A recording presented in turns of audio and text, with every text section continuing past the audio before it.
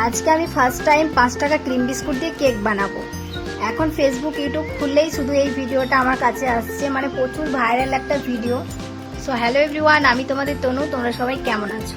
এই যে দেখো, এখানে 5খানা বিস্কুট আমি নিয়ে নিয়েছি।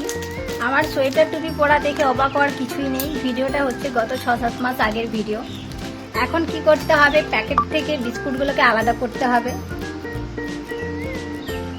তারপর আরো একটা মহান কাজ করতে হবে, যেটা হচ্ছে বিস্কুটগুলো থেকে ক্রিমগুলোকে আলাদা করতে হবে। তোমরা চাইলে ক্রিম ছাড়াও বিস্কুট নিতে পারো, কিন্তু আমার কাছে ছিল না।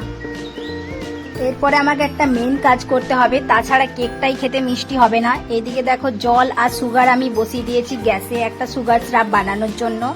আর বিস্কুটগুলোকে আমি হাতে করে ভেঙে ভেঙে দিচ্ছি। তোমরা চাইলে মিক্সিতেও গুঁড়ো করে নিতে পারো। আর তার মধ্যে আমি অ্যাড করছি গরম করা আমুল দুধ। তোমরা চাইলে নর্মাল দুধও ইউজ করতে পারো। তারপর ব্যাটারটাকে ভালোভাবে বানিয়ে নিতে হবে, আর তার মধ্যে অ্যাড করতে হবে সুগার সিরাপ। ভালোভাবে ব্যাটারটাকে মিক্স করতে হবে। দেখো, কালারটা পুরোটাই চেঞ্জ হয়ে গেছে, দেখে মনে হচ্ছে পুরোটাই চকলেট। আমার তো মনে হচ্ছে এক্ষুনি খেয়ে ফেলি। তারপরে দেখো, তার মধ্যে আমি অ্যাড করছি একটু ইনো। তোমরা চাইলে ভিনিগারও অ্যাড করতে পারো। আমার কাছে ভিনিগার ছিল না, যেটা ছিল সেটাই অ্যাড করেছি। ভালোভাবে মিক্স করে নিতে হবে। তারপরে দেখো, একটা টিফিনের কৌটো নিতে হবে, সেটাতে ভালোভাবে তেল মেখে দিতে হবে। তারপরে একটা গোল শেপ করে কাগজ কেটে নিতে হবে বসানোর জন্য।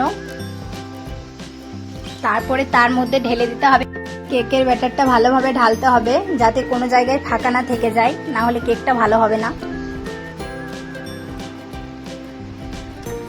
এবারে হচ্ছে ডেকোরেশন করা পালা।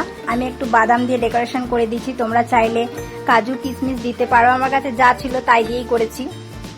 আর এইদিকে দেখো, কেকটা বসিয়ে দিয়েছি। তখন কিন্তু আমার কাছে কেক বানানো স্ট্যান্ড ছিল না, এখন অবশ্যই আছে। আর এদিকে দেখো, কাঁটা চামচ দিয়ে আমি একটু দেখছিলাম কেকটা হয়েছে কিনা। এদিকে দেখো, কেক বানানো আমার কমপ্লিট হয়ে গেছে।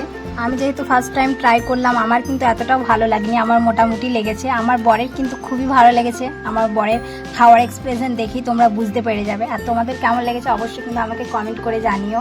আর কেমন করে বানালে ভালো হবে সেটাও কিন্তু আমাকে কমেন্টে বলে যাও।